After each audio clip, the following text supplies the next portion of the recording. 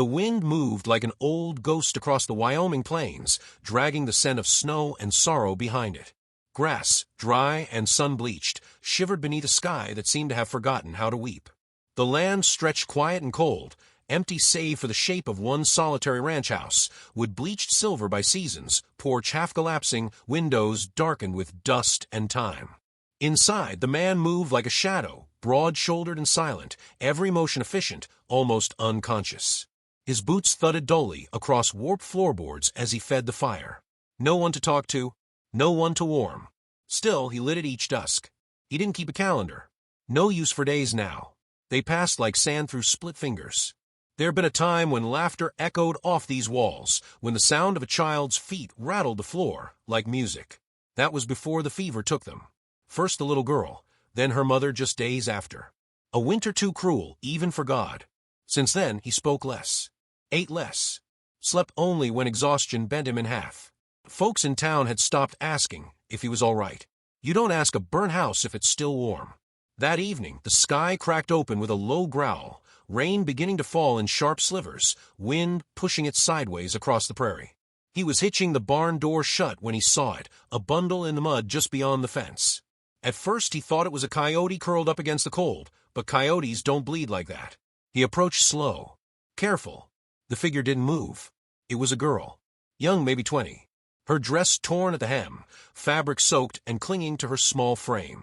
One arm was bent wrong, like a puppet dropped amid performance. Her lip was split. Blood crusted beneath her nose, in her hair, on the edge of her collar. For a long moment, he just stood there, hat in hand, rain seeping into his shirt. She wasn't dead. Not yet. Her breath came shallow, like she was afraid to take up space. He didn't ask her name. Didn't ask where she came from.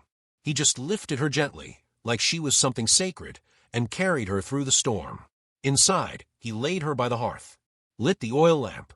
The fire popped once, like it remembered how to speak. He peeled the wet dress from her shoulder, checked for wounds. The worst was the arm, likely broken, maybe dislocated.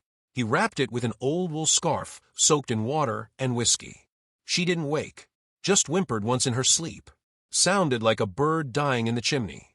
He fetched more blankets. Made cornbread even though she couldn't eat yet. Sat beside her with a rifle across his knees. Just in case. Outside, the storm beat against the house like it wanted in. Inside it was quiet. Too quiet. Around midnight, her eyes opened. They were wide and gray and rimmed in red. She didn't speak. Just looked at him, then at the fire, then at her arm. Tried to sit up.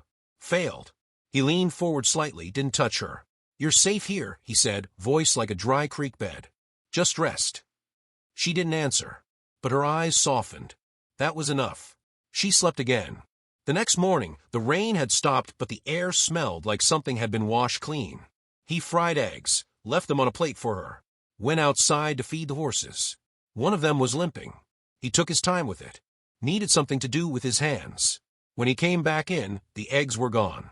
She was sitting now, blanket draped around her like a cocoon, watching him with a guarded stillness, like a wild animal deciding if he meant to kill it or feed it. Still no words. She stayed the whole day curled near the fire. He didn't press. He worked in silence, same as always. Occasionally she'd glance at him, eyes full of something unspoken. Not fear. Not yet trust. Something in between. By the second day, she limped to the porch. Stood there like she hadn't seen sky in years. The wind caught her hair, and he saw it had once been a soft honey brown. Now it was matted, tangled, full of leaves. She tried to help with the woodpile. Dropped every log. He didn't say a word. Just stacked them behind her. That night, she sat at the table while he carved a piece of wood. He was making nothing in particular. Maybe a bird. Maybe just passing time. She watched his hands. "My name's not worth much," she said suddenly, voice so hoarse it cracked. "But you can call me Elsie." He looked up. Nodded once. "I'm just the man who lives here." Her lips almost smiled. Almost. A few nights later, a neighbor rode by. Miss Cartwright. One of those tough old women who still chopped her own firewood and scared off mountain lions with a broom. She saw Elsie through the window and raised her brow. "She trouble?" she asked. "No," he replied. "She looks like trouble found her." They talked in low voices while Elsie stayed inside. Miss Cartwright left behind some dried herbs, a tin of salve, and a loaf of bread. When she rode off, the ranch felt even quieter than before. That evening, Elsie stood at the barn door, watching the horizon. "There's someone looking for you?" he asked finally. She didn't turn. "Maybe. Maybe not. If he comes." She looked at him then. "Then I'll be gone before he finds me." He didn't answer, just nodded, and went back to cleaning the bridle. But that night, when the wind picked up again and coyotes sang somewhere distant, he loaded his rifle, left it leaning beside the door. In the days that followed, something like routine bloomed between them. She fed the chickens, awkward but determined. He taught her how to pour fence posts straight. She fixed a tear in his coat, with uneven stitches. He never mended it better.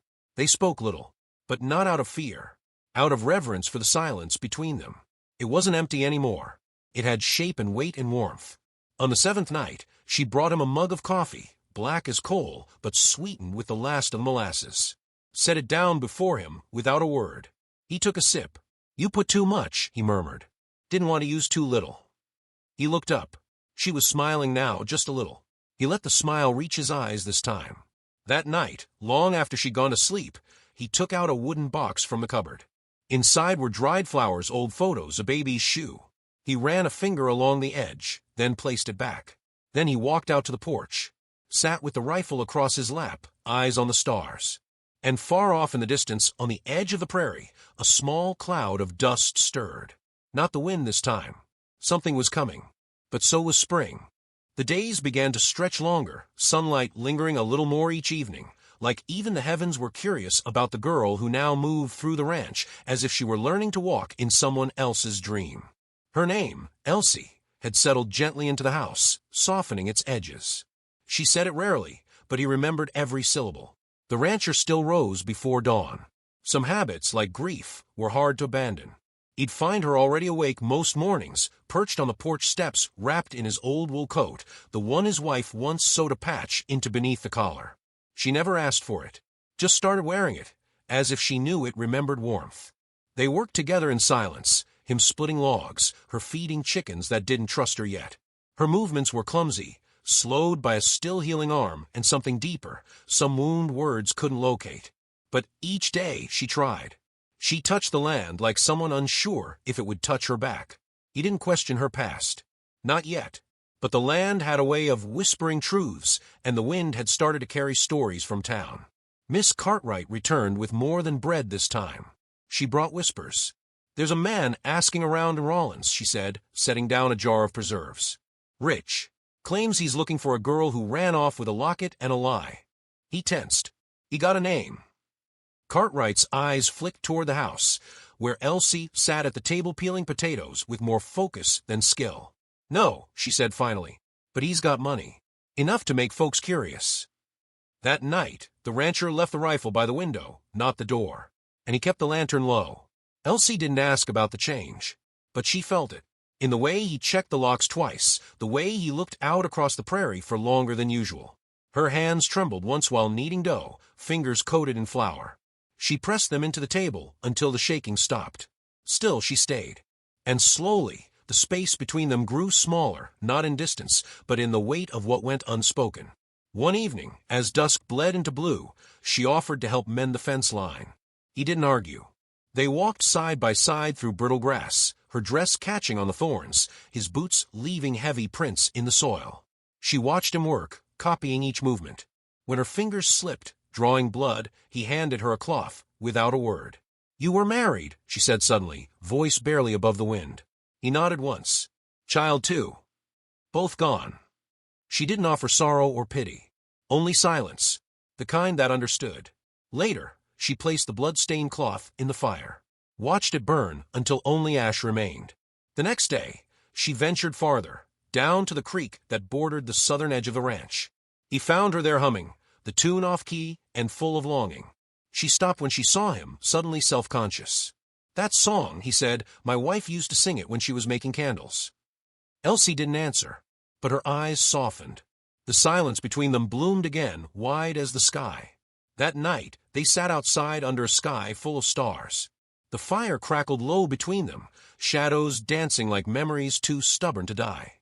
She stared into the flames, eyes reflecting 1,000 unspoken things. "I didn't steal anything," she said, almost to herself. He looked at her but said nothing. I just left. He waited. I was meant to marry him, she said, hands curled into fists. The preacher's son. Said he chose me. Like I was a horse. Or a house he liked. Her breath caught in her throat, brittle as frost. I said no. That's all I did. I said no. The words tasted like rust, like something locked away too long. They dragged me back. Locked me in his house, like I was already his wife. Said it was God's will. Said it was my duty. She didn't cry. Her face was dry and hard, carved from something deeper than sorrow. I waited till he slept. Then I ran. Haven't stopped since. The fire popped once, scattering sparks into the night. The rancher shifted, reached into his coat, pulled out a small carved horse, rough and unfinished. My daughter made this, he said. Would have been 8 now. He handed it to her. She took it like it might shatter in her palm. She ever ride? She asked quietly. Every morning, he said, before breakfast. Silence again, but not empty. Later, she placed the horse on the mantel above the fire. Not with reverence, with belonging. The next morning, she tied her hair back and asked him to teach her to ride. He didn't smile, but something in his eyes lit gently, like a candle shielded from wind. It was a small miracle watching her climb onto the old mare, knuckles white around the reins. She was clumsy, scared, but stubborn. He walked beside her through the field, correcting her posture, calming the horse when it bucked too fast. You're doing fine, he said. I feel like I'm gonna fall. Then fall. We'll pick you back up. She didn't fall. Not that day. By evening, she was guiding the mare in slow circles, face flushed with something that wasn't fear. That night, she returned his coat, left it folded on the chair. I'm not cold anymore, she said. He picked it up and draped it over the bench outside, where she'd find it again if she ever changed her mind. A week passed. The world kept its breath held. Then came the rider. Dust on the horizon.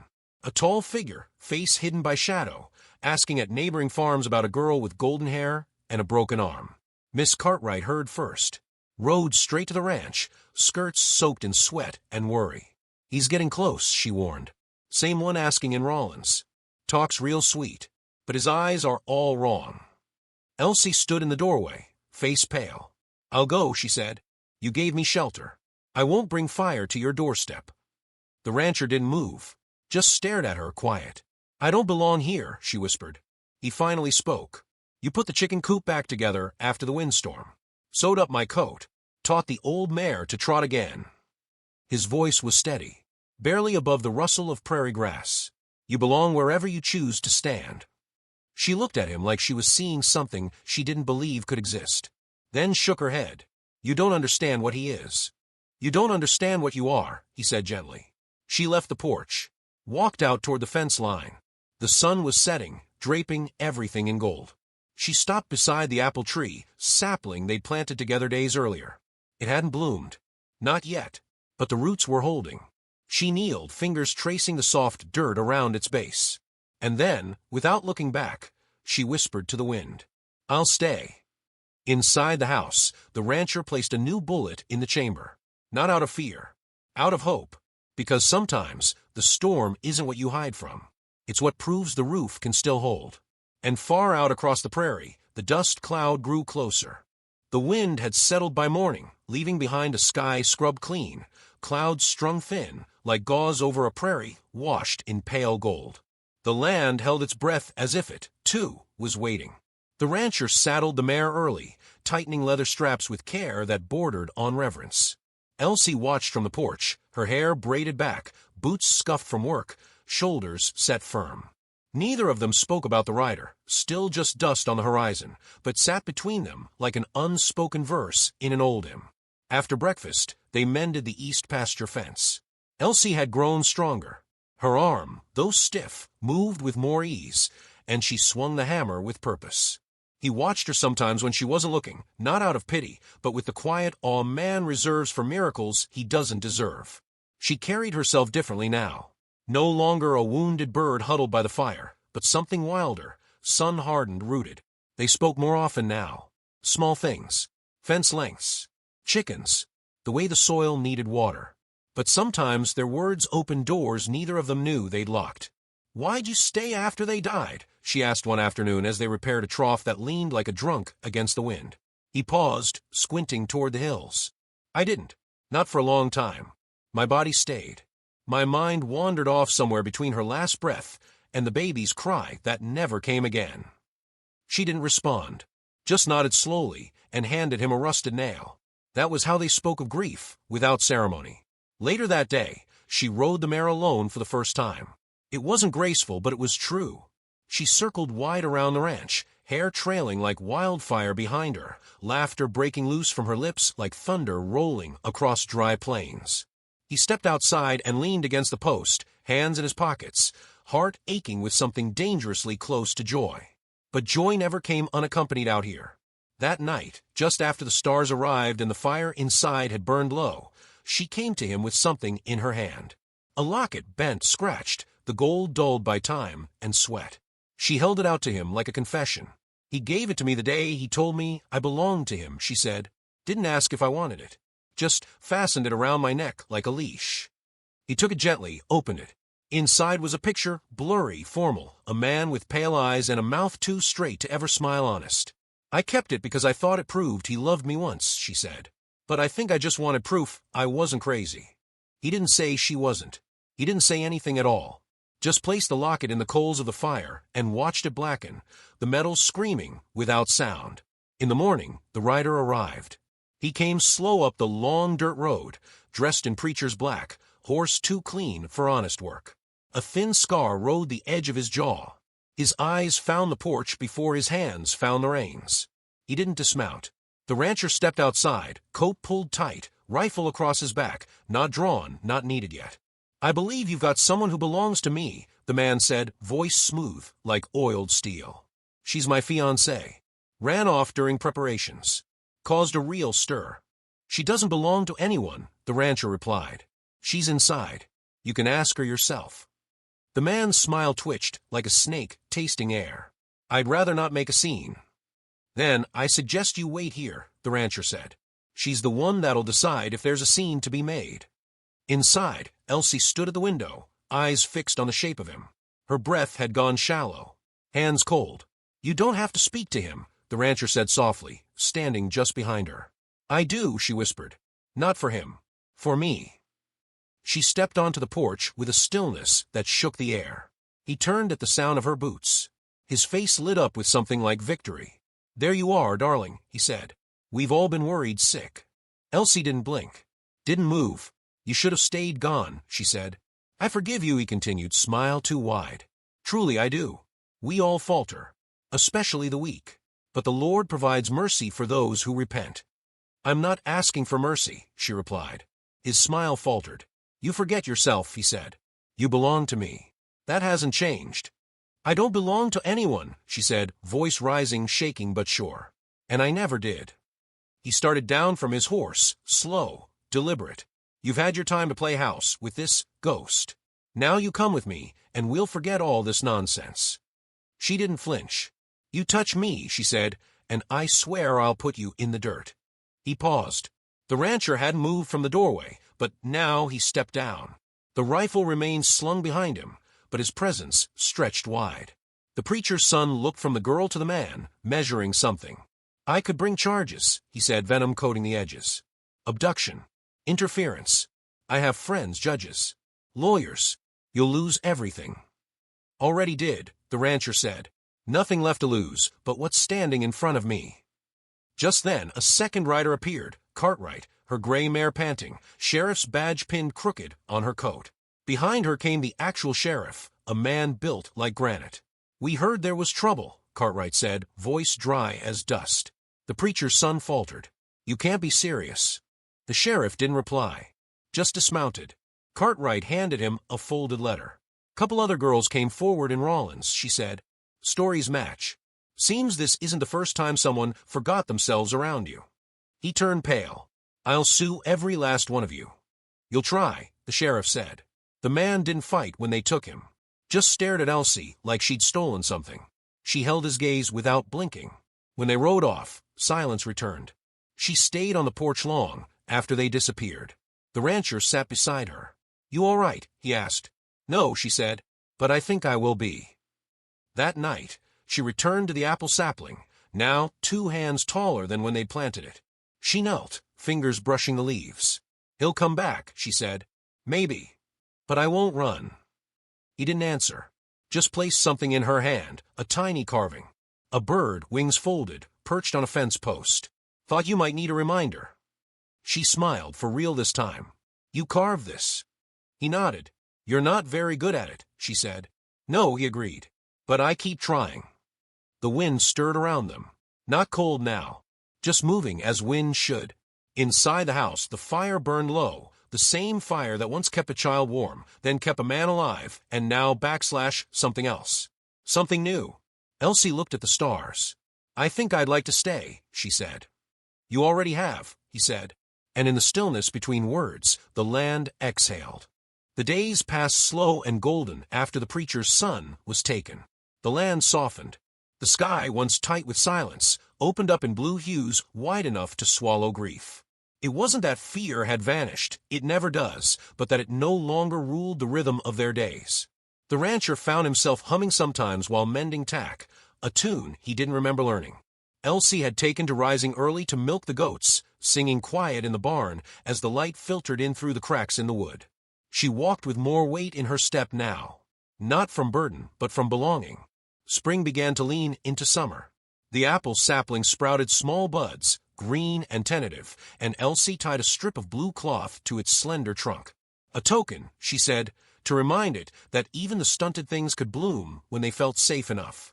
He watched her as she worked, hands careful, eyes soft, mouth shaped into that half-smile she only wore when the world forgot to press down on her. They spoke more openly now, not always of their pain, but of what lay ahead. She told him she wanted to learn to read properly, that she only ever knew church verses and laundry lists, but longed to understand stories with no rules. He promised to teach her. Dug out books from a trunk in the attic, tales of old frontiers, poetry written by women in cities they'd never see. At night, she read by lamplight, lips moving soundlessly over each word, as if tasting them like strange fruit. And then one night the peace broke. It was subtle at first. A letter arrived, carried by a boy on a dun-colored mule. The paper smelled like cigar smoke and sweat, sealed in wax with a mark neither of them recognized. The rancher read it aloud beneath the porch lamp. No name, no signature. Just a threat, veiled but sharp. Asterisk, you may have fooled the law, but the law's only one kind of power. The boy has friends. They don't wear badges. They don't need permission. Asterisk. Elsie folded the letter herself and burned it over the stove. Her face didn't change, but her hands trembled slightly as she ground the ashes into the sink.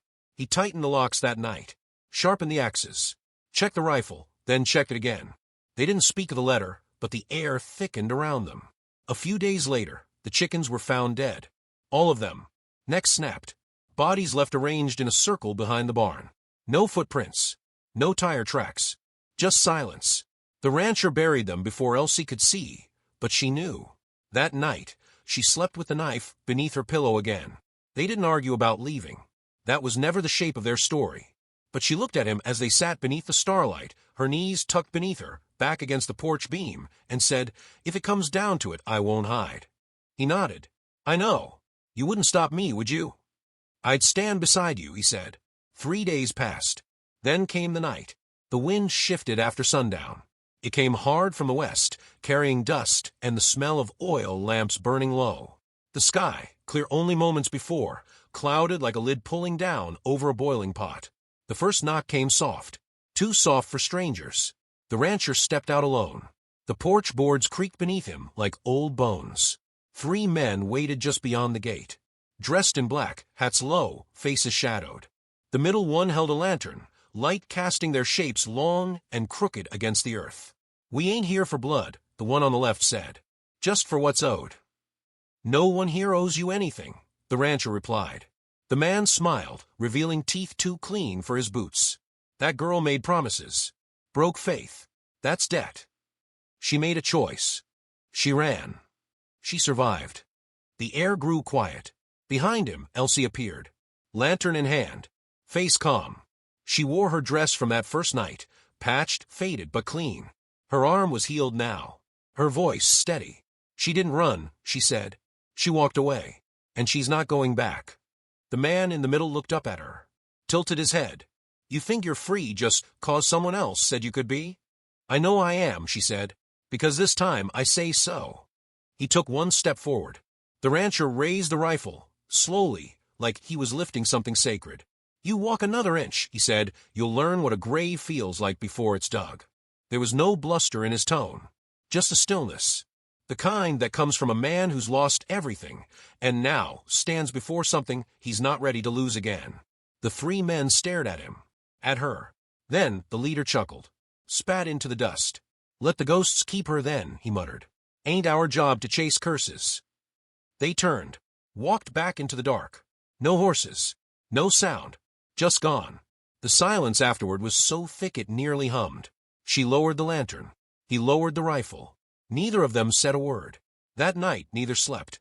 They sat by the fire, a pot of coffee between them, her bare feet tucked beneath his coat, his eyes soft in the glow. You meant it, she said finally, about standing beside me. I did. I don't know what this is between us, but I'm not afraid of it. Me neither. She leaned her head against his shoulder. He didn't move. Outside, the apple tree stood tall against the wind. Its first blossom had opened, pale pink and fragile, petals shivering under the moonlight. Life blooming, even in threat, even in spite. By morning, the prairie was quiet again. Birds returned to the eaves. Light broke over the hills in gold and lavender.